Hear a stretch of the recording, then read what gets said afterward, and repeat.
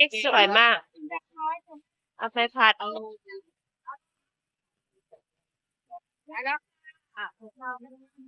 นะ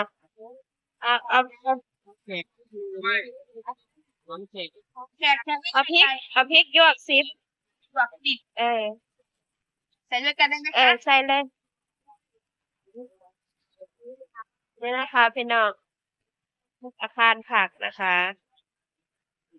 บรรยากาศตอนเช้าๆคนกำลังคึกคักเลยผักสดนะคะโทษผักสดโอเคขอบคุณค่ะนี่นะคะเอาพริกงามๆพี่น้องสวยมากเลยมีแต่อันสดๆเลยนะคะสดๆเลย10 นาทีนะจ๊ะมะนาวพริก30 บาทเดือนค่ะสดมากจานสดๆนะคะร้านนี้แม่ค้าก็งามโซนพักสดเด้อพี่น้องนี่เอาไปนะคะมะกล้วยก็มีทั้งนะคะมาร่วมเดินทางไปกับน้องรถนะคะค่ะทั้งมีแต่งามพอท้ายเด้อเบะอีกกล่องละ20 บาทนึงดอกละ20 บาทบ่แม่นกล่องมันดอง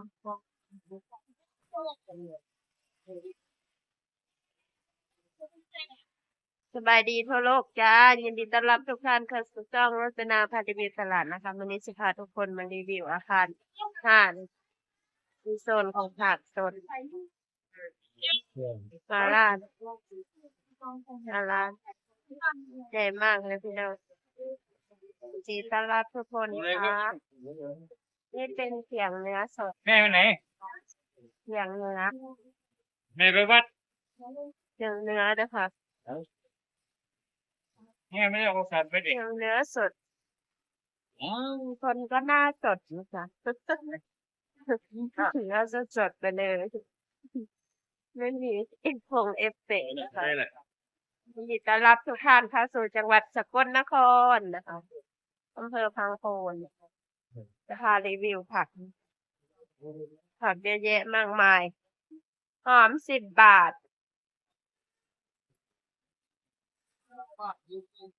ผักเรางามๆไหมพี่น้องผักสดมากเลยมาเรียกมาครับเอาเลยเบะอย่างเก่า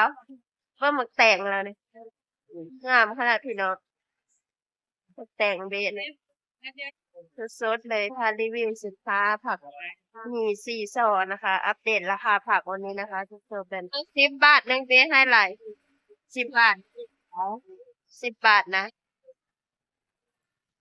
ราคา10 บาทเองอีผักนะผักคะน้าบรรยากาศตอนเช้าๆนะคะขอถ่ายได้ไอ้ใส่กรอกด้วยค่ะใส่กรอกเยอะแยะมากมายกับข้าวตอนเช้านะคะใส่กรอกเนี่ย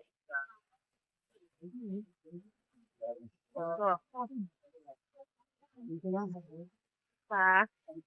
จะพาเลาะชมนะคะบรรยากาศตอนเช้าที่สกลนครอาคาร5ใช่โอ้ต้นไม้ต้นมะนาวก็มีต้นละ20 บาทต้นผักน้าวจ้านี่ต้นมะผักนาวต้นมะกรูดหอมพักแม่กะมีค่ะพักแม่แคบเป็นแคทางบแม่ก่อนแม่นทางเล็กต้นละ10 บาทต้นละ20 บาท3 ต้น50จ้ะโอ้แม่นขอบคุณหลายๆค่ะคุณลูกค้าค่ะตอนเช้าจะมีทุกอย่างนะคะเพราะว่าอย่างนี้อาหารแช่แข็งก็มีเลยพี่น้องแช่แข็งแช่แข็งเยอะแยะมากมายนะคะน้องรถจะเดินเร็วๆนะคะเพราะว่ารีบนะคะส่วนแช่แข็งนะพี่น้องตูกด้วยพี่น้องกระดูกอันนี้จะเป็นเสียงเนื้อนะคะซี่โครงซี่โครงไก่ขออนุญาตถ่ายเบเดอร์อันนี้เป็นเนื้อนะคะตอนใหญ่มากเลยอะเนื้อหมูนะคะ ตีนไก่ เป็นห้องเย็นเด้อนะสดเลยนะคะห้องเย็น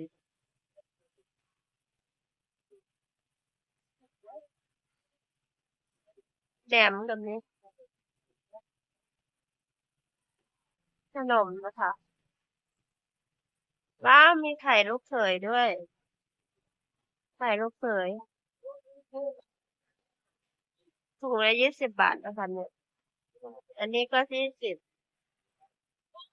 ทุกอย่าง20นะคะกับข้าวตอนเช้าทุกอย่าง20บรรยากาศนะคะนี่เป็นข้าวต้มขนมเด้อนี่เอาไปใส่ใส่บาตรเอาไปขายเอาไปกินกับกาแฟประโยชน์เยอะแยะมากมายต้มขนมเบเกอรี่นะเบเกอรี่เจอ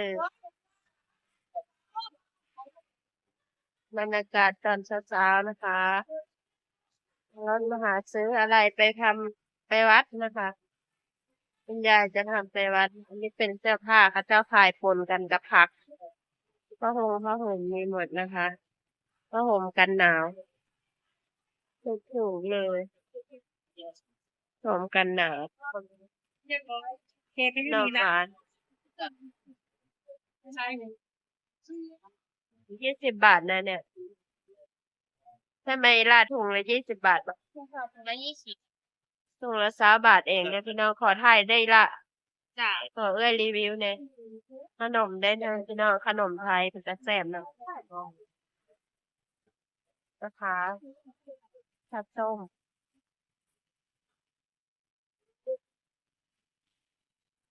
มีขนมเผือกมีหม้อแกงมี3 ชั้นเนี่ยค่ะมีครบจบนาทีเดียวนะจ๊ะเยอะแยะมากมายอาหารตอนเช้านะคะเดินมาเที่ยวเด้อใครมาพักอำเภอพังโคนอย่าลืมนะคะห่อหมกสมีเด้อพี่น้องห่อหมกเยอะแยะมากมายให้เลือกหาเลือกสรรเบิ่งสลัดนี้งามขนาดจะมาอัปเดตราคาผักวันนี้นะคะดูสลัดสวยมากเลยอ่ะ เอาเลยดิ สลัดงามนะคะผักก็สวยเด้อพี่น้องใครจะซื้อต้องจดทุกถุงเลยกล่องละ20 บาทไหมกล่องใหญ่เบ้อเริ่มเลยพี่น้องกล่องละ20 บาทนั่นสลัด20 บาทไม่ได้เลยอัปเดตราคาผักวันนี้นะคะผักวันนี้ถูกมากเลยของวันที่2223ไม่ใช่22ใช่ไหมประมาณนี้นะคะ ถูกมากแล้วสลัดสวย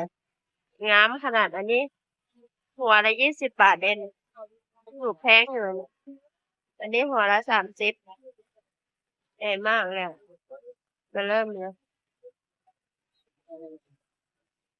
ใหญ่ๆถูกๆเลยแต่อาคาร5นะคะตอนเช้าๆผักจะถูกนะคะหม้องนี้ค่ะจะเป็นโซนพักขายส่งเลยพี่น้องอันนี้กะหล่ำ2 หัวใหญ่มากเลย30 บาทบรรยากาศตอนเช้าๆ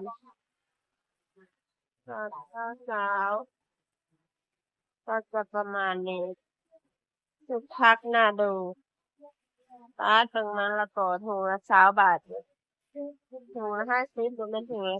20ขอถ่ายเด้อเอ้ยเนี่ยค่ะผักอันนี้ตัวนี้เพิ่นเป็นขายส่งนะคะจ้า เที่ยวบ่ ไม่ใช่ค่ะ YouTube ค่ะ ฮะ YouTube YouTube จ้ะอินฟลูยูทูบเบอร์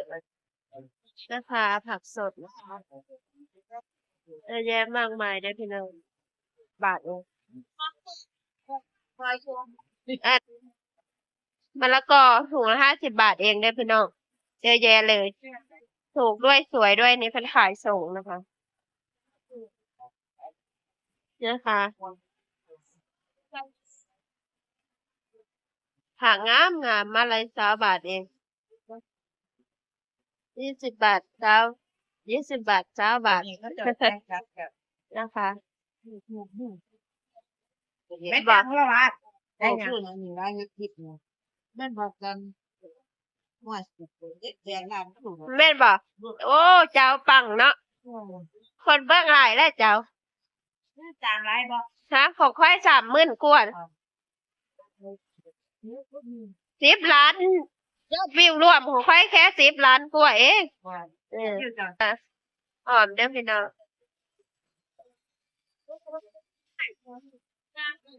นี่ โอ้ครับ ผักสดสดๆเลยพี่น้อง เดี๋ยวเด้อครับ มีสันใหญ่ๆมีตะฟองใหญ่ๆ ค่ะฝากช่องรจนาพารีวิวตลาดยุทธชาแนลฝากกดไลค์กดแชร์กดซับให้น้องด้วยนะคะ1 ไลค์ 1 แชร์ของท่านคือ1 กำลังใจของน้องนะคะ เจอกันใหม่คลิปหน้าและคลิปต่อๆไปค่ะบ๊ายบาย ประมาณนี้นะคะ บรรยากาศแบบ